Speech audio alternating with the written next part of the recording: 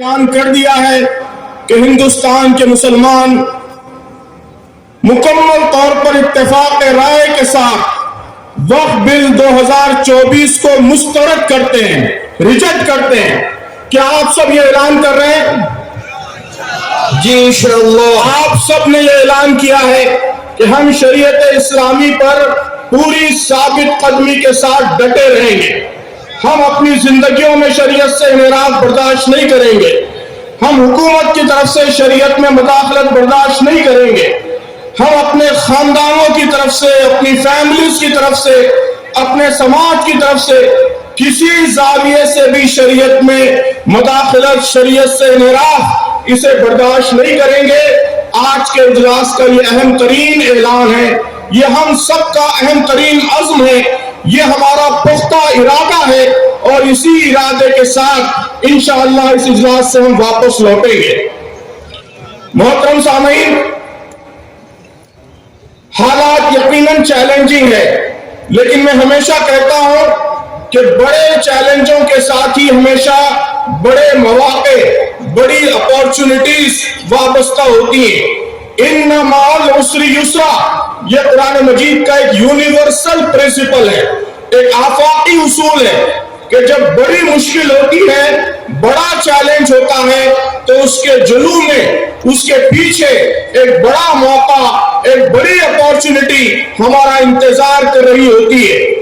انشاءاللہ یہ چیلنج جو کبھی وقف بل کے عنوان سے آ رہا ہے، کبھی مطلقہ قانون کے عنوان سے آ رہا ہے، کبھی یونیفارم سول کوڈ کے عنوان سے آ رہا ہے، ان چیلنجوں کے پیچھے بھی اس امت کے لیے، اسلام کے لیے، اس ملک میں اسلام کی دعوت کے لیے زبردست مواقع، زبردست اپارچونٹیز ہمارا انتظار کر رہی ہے۔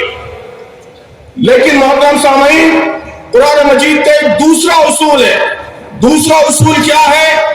یہ مواقع، یہ اپارچونٹیز، یہ ہاتھ پر ہاتھ دھرے بیٹھے رہنے سے حاصل نہیں ہوتے، یہ گھر میں بیٹھ کر انتظار کرنے سے حاصل نہیں ہوتے۔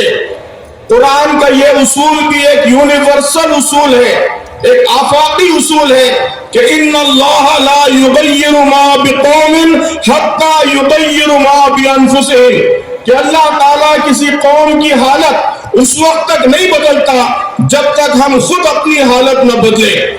تو ہم کو ان مواقع کا استعمال کرنے کے لیے اپنی حالت بدلنا ہوگا، اپنے آپ کو بدلنا ہوگا، اپنے رویے بدلنے ہوں گے، اپنے کام کے طریقے بدلنے ہوں گے۔ کیا تبدیلیاں لانی ہیں، اس پر تفصیل سے علماء کرام اظہار خیال کر چکے ہیں۔ میں سمجھتا ہوں کہ ان باتوں کا خلاصہ دو بڑی اہم باتیں۔ سب سے پہلی بات تو یہ ہے کہ ہمیں شریعت اسلامی پر چٹان کی طرح ثابت قدم ہو جانا ہے، ڈٹ جانا ہے، استقامت کے ساتھ ڈٹ جانا ہے۔ یہ پہلا اہم ترین پیغام ہے جو اس اسٹیج سے ہمارے تمام علماء نے اس مجمع کو دیا ہے۔ آپ سب یہ اعلان کیجئے کہ ہم اپنی اپنی زندگیوں میں شریعت کی پابندی کریں گے۔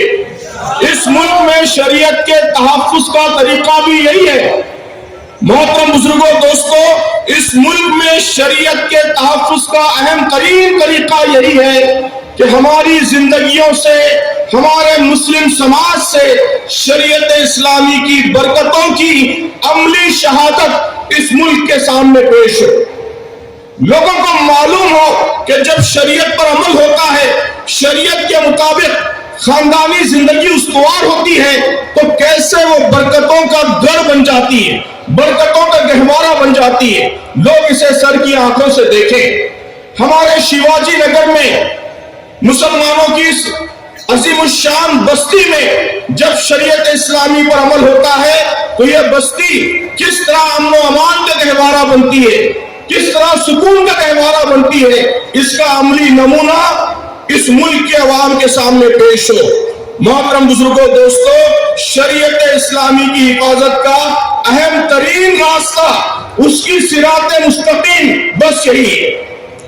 اعلان کیجئے کہ اس راستے پر ہم ڈٹ جائیں گے، انشاءاللہ پوری ثابت قدمی کے ساتھ ہم ڈٹے رہیں گے، انشاءاللہ۔ دوسری اہم چیز جس کی طرف ابھی حضرت مولانا بلال صاحب نے اشارہ فرمایا ہے کہ ہماری ذمہ داری ہے کہ اس ملک کے عوام کو بھی ہم اپنی شریعت سے واقف کرائیں۔ اس وقت کا مسئلہ ہے محترم بزرگوں دوستو، ساری لڑائی اس وقت نیریٹو کی لڑائی ہے۔ یہ ہماری ذمہ داری ہے کہ ہم اس ملک کے عوام کو، اپنے ہندو بھائیوں کو، سکھ بھائیوں کو، عیسائی بھائیوں کو، دلت بھائیوں کو سچائی بتائیں۔ جو غلط پروپیگنڈا کیا جا رہا ہے، جو جھوٹ پھیلایا جا رہا ہے، اس کا علاج یہی ہے کہ سچائی لوگوں کے سامنے لائی جائے۔ یہ دوسرا اہم کام ہے جس پر بہت کم توجہ ہے۔ بنگلور کے ہوش مند مسلمانوں سے میری یہ اپیل ہے کہ آپ ملک کے سارے مسلمانوں کو راستہ دکھائیے۔ آپ یہ اعلان کیجئے، یہ عہد کیجئے کہ آج سے ہم شہر بنگلور کے اپنے ہر ہندو بھائی کو، ہر سکھ اور عیسائی بھائی کو نرمی کے ساتھ، درد مندی کے ساتھ سچائی بتائیں گے، کمیونیکیٹ کریں گے۔ یہ بہت اہم کام ہے جو آپ سب کو کرنا ہے۔ وقف بل کے حوالے سے 4 گزارشات میں نے ساری کانفرنسوں میں کیے ہیں، انہی 4 گزارشات پر میں اپنی بات ختم کرتا ہوں۔ 4 اہم گزارشات ہیں، ان گزارشات کو نوٹ کر لیجئے۔ سب سے پہلی گزارش، خاص طور پر عزیز نوجوانوں سے میری گزارش ہے کہ واقفیت پیدا کیجئے، نالج حاصل کیجئے، علم حاصل کیجئے، شریعت کے بارے میں معلومات حاصل کیجئے، نکاح کا صحیح طریقہ معلوم کیجئے، طلاق کا صحیح طریقہ معلوم کیجئے، وقف کیا ہے، وقف کا قانون کیا ہے، اس کے بارے میں جانکاری حاصل کیجئے۔ یاد رکھیے کہ اگنورنس، جہالت، لا علمی یہ سب سے بڑی کمزوری ہوتی ہے۔ آج اسلام کے دشمن ہماری اسی کمزوری کا فائدہ اٹھا رہے ہیں۔ اگر ہم اویئر ہو جائیں، باخبر ہو جائیں، اگر صحیح معلومات ہم کو حاصل ہو جائیں تو یہ بہت بڑی طاقت ہوگی۔ یہ طاقت خود بہت بڑی رکاوٹ ہوگی شریعت میں مداخلت کے راستے میں۔ تو میری پہلی گزارش یہ ہے کہ معلومات حاصل کیجئے، وقف کے بارے میں بھی ضروری معلومات حاصل کیجئے اور شریعت اسلامی کے بارے میں بھی ضروری معلومات حاصل کیجئے۔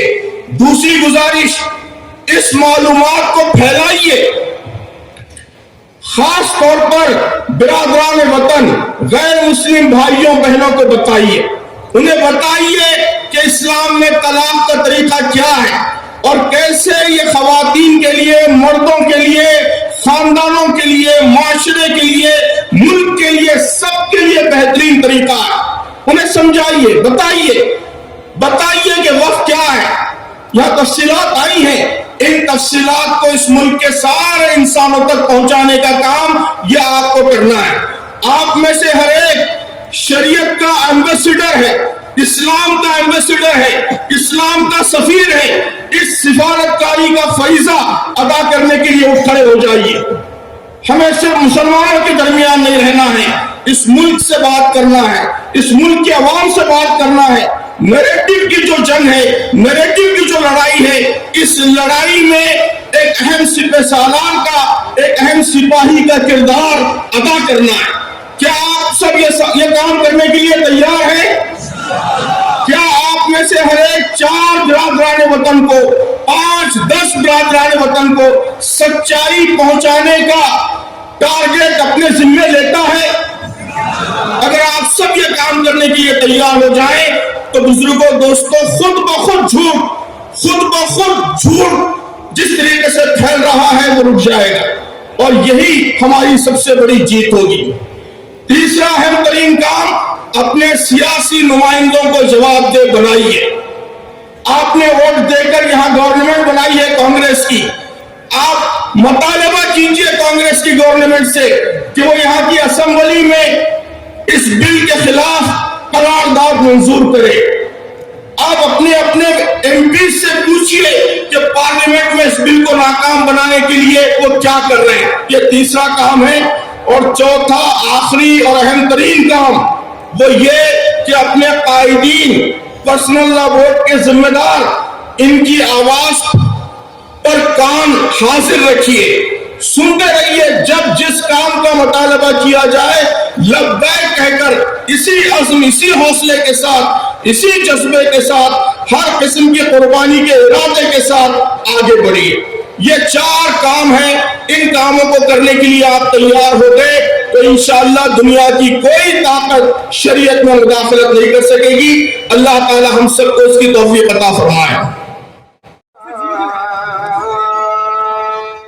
सरजमीन टीपू सुल्तान से गूंजी तहफ़्फ़ुज़ शरीयत व तहफ़्फ़ुज़ औक़ाफ़ की सदा। सरजमीन टीपू सुल्तान से गूंजी तहफ़्फ़ुज़ शरीयत व तहफ़्फ़ुज़ औक़ाफ़ की सदा। न सिर्फ तहफ़्फ़ुज़ शरीयत व औक़ाफ़ बल्कि मुल्क के कॉन्स्टिट्यूशन की हिफाजत के लिए मुसलमानों ने बुलंद की आवाज़। डॉक्टर BR अम्बेडकर के अता किए गए कॉन्स्टिट्यूशन ऑफ इंडिया की हिफाजत के लिए बुलंद की आवाज़। All India Muslim personal law board की दावत पर लाखों मुसलमान एक जगह जमा। शरीयत की हिफाजत, औकाफ की हिफाजत, कॉन्स्टिट्यूशन की हिफाजत के लिए दिल व जान से आए मुसलमान। कर्नाटक के कोने कोने से आए मुसलमान, हर मकतब, हर मसलक के मुसलमान एक जगह जमा। दोस्तों, मुसलमानों के इत्तेहाद व इत्तेफाक का मंजर, इज्तिमाइयत व कुव्वत का मंजर एक बार फिर बेंगलुरु के कुद्दूस साहब ईदगाह में देखने को मिला। CAA-NRC के एहतजाज के बाद सबसे बड़ा इजलास आम बेंगलुरु के कुद्दूस साहब ईदगाह में देखने को मिला। All India Muslim personal law board के 29वें सालाना इजलास के मौके पर कुद्दूस साहब ईदगाह में अज़ीमुश्शान व तारीखी इजलास आम मुनक़द हुआ। 24 नवंबर 2024 इतवार की शाम ये यादगार तारीख साज इजलास कर्नाटक के अमीर शरीयत मौलाना सगीर अहमद रशादी और all India Muslim personal law board के सदर मौलाना खालिद सैफुल्लाह रहमानी की सदारत में मुनक़द हुआ। 2 लाख से जायद मुसलमान इस इजलास आम में शामिल रहे।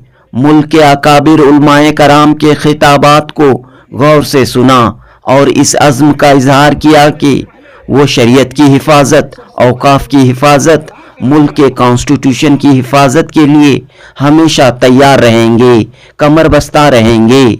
स्टेज के जरिए ये पैगाम दिया गया कि शरीयत में मुदाखलत को मुसलमान हरगिज बर्दाश्त नहीं करेंगे। वक्फ तरमीमी बिल 2024 की हर सतह पर हर सूरत में मुखालिफत करेंगे। अगर इसके लिए all India Muslim personal law board एहतजाज की दावत देता है, एहतजाज की कॉल देता है तो मुसलमान सड़कों पर उतरकर एहतजाज करेंगे। ये बात भी कही गई कि शरीयत की हिफाजत के लिए खुद मुसलमान शरीयत पर 100% अमल करें, शरीयत पर कायम रहें, शरीयत पर चलें। इस इजलास के जरिए फिरकावाराना तशद्दुद, मॉब लिंचिंग, इबादतगाहों को निशाना बनाने, अक़लियतों को निशाना बनाने की वाक़ियात की मज़म्मत की गई। नबी पाक सल्लल्लाहु अलैहि वसल्लम की शान में पेश आने वाले गुस्ताखी के मामलात व दीगर मुक़द्दस शख्सियात की तौहीन के मामलात को रोकने के लिए हुकूमत एक मजबूत कानून बनाए, इस बात का भी इजहार किया गया। इस इजलास आम ने फ़लस्तीन में जारी इसराइली हमलों, इसराइली जुल्म सितम, बर्बरियत की भी सख्त मजम्मत की और अवाम से अपील की कि वो इसराइली प्रोडक्ट्स, इसराइली मसनूआत का बाइकआउट करें। इस तरह कई अहम ऐलानात, कई अहम फैसलों, तजावीज़, मशवरों के साथ बेंगलुरु के कुद्दूस साहब ईदगाह में all India Muslim personal law board का इजलास आम कामयाबी के साथ पुरअमन तरीके से इख्तिताम पजीर हुआ। कर्नाटक के कोने कोने से मुसलमान बड़े अदब व डिसिप्लिन के साथ इस इजलास में शामिल हुए और कहीं भी कोई नाखुशगवार वाक़या पेश नहीं आया। जनूबी हिंद न्यूज़ रिपोर्ट।